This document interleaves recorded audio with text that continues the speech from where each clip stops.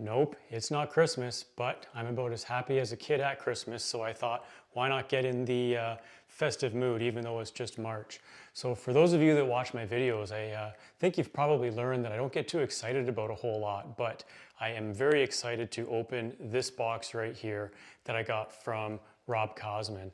It has a bunch of stuff in it that actually started with only one item, but if you've ever been to his website, it's very difficult to just throw one item into your cart and click checkout. There's a bunch of stuff in here.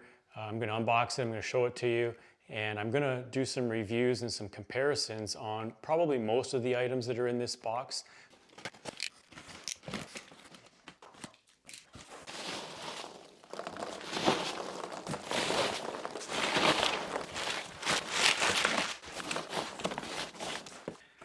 Okay, the first thing that's in this little bag here is some HoneRite Gold.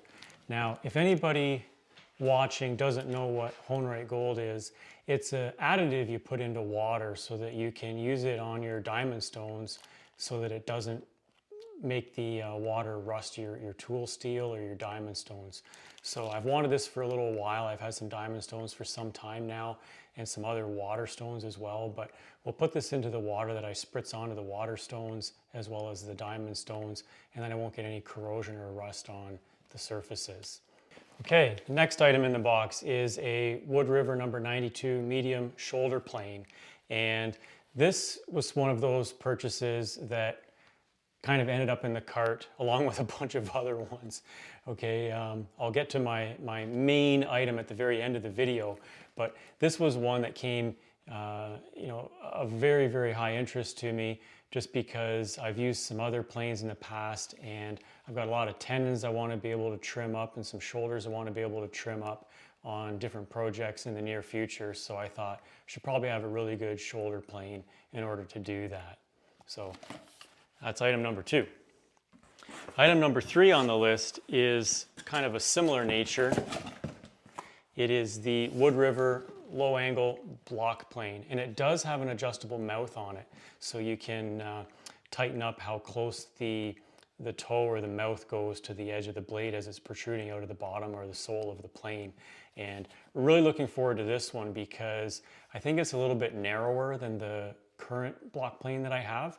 So with my hands, I'm only 5'7", so I don't have super large hands, so I'm hoping this fits in my hand a little bit better than the current block plane that I have. So also super excited for this block plane. Now the next item that's in here that I'm going to show you is kind of a bit of a collection of a few things, so I'll just kind of get them out. The number 7 jointer plane from WoodRiver. So a great plane if you ever have to flatten large bench tops, tabletops, you want to do some jointing of edges on long boards. The number 7 WoodRiver jointer plane is great for that. It's got a 22-inch long sole on it, and I'll tell you more about that in a future video. This I'll try and keep as more of just a pure unboxing video.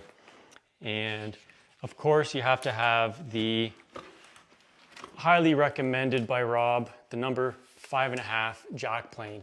I'm going to be using this for basically my smoother and my main plane. I'm going to try and do what Rob does in most of his videos and use this primarily for 80–90% of my planing. So really looking forward to getting this going. And the one thing to note is both the 5.5 and the 7 come with their preparation service or the prep service. So they've made sure that the soles are flat. They've ground the sides 90 degrees to the soles, and the blades come sharpened right up to that 16,000 grit that Rob talks about on that Shapton glass stone that he has, or the Shapton ceramic stones that he sells also.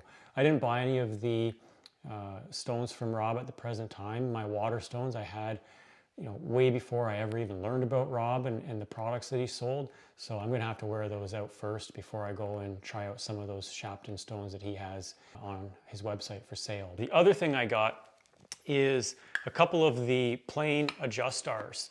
So if you don't know what these are, they are a new knob that you replace for the adjuster knob, or the knob that you turn to make the blade protrude out of the bottom of the plane. They're like a star, so you can flick it with with one finger. I'm not that old, I'm only 46, but I do have psoriatic arthritis, so I don't want to monkey around trying to turn that knob on the planes. So I thought, well, you know what? I'm gonna have these planes for probably 30 years, so let's just get a couple of AdjuSTARs for them now and just save myself the headache and the hassle of trying to turn the knobs. Now, the last few items kind of go together a little bit as well. So this is Rob's Dovetail marking knife, and it comes with two blades. It comes with a regular marking knife blade, which is just a straight blade.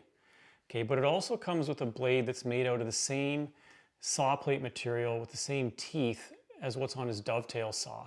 So this you can use to make dovetails using Rob's method, or you can use it with the standard straight knife blade in here to mark dovetails and create them the way that most traditionalists would. But I'm going to try Rob's method. I actually used his method to the best I could using tools I had in my own shop on a different project a couple years ago, and I've kind of been waiting a couple years to get his marking knife with the sawtooth blade. And this is actually the sawtooth blade right here. So maybe I'll just crack it open so that you have a quick idea what it's like. So that's what it looks like right there. And in case you wanted to see it a little up closer, that's how it is here. So it's just made out of the same saw plate material as his standard dovetail saw. The other tool that's in this bubble bag is what's called a Shawn shim. It's marked with the number of thousandths of an inch on each side for the offset between this narrower side and the wider, thicker side. So if you can kind of see that, it's got a wider side and a narrower side all the way around. And you use this to, once again, make dovetails using Rob's dovetail method.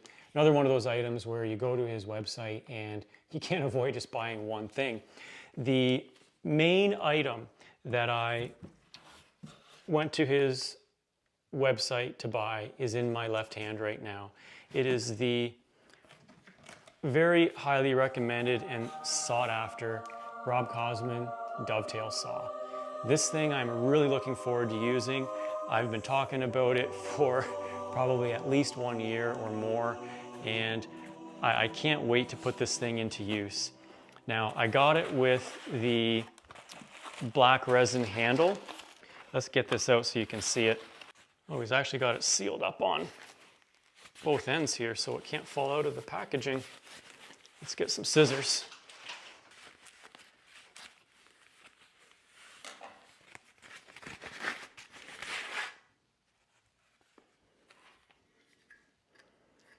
Can't wait to use this to make dovetails on tons of boxes and projects in general.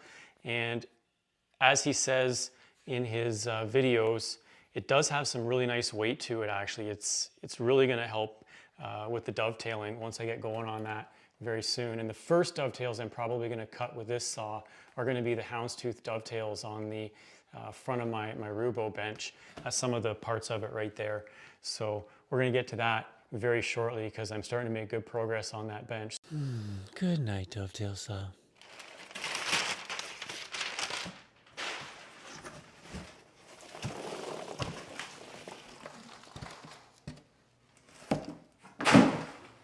The one thing I was kind of hoping would be in this box from Rob would have been just one of his little sticks of plain wax.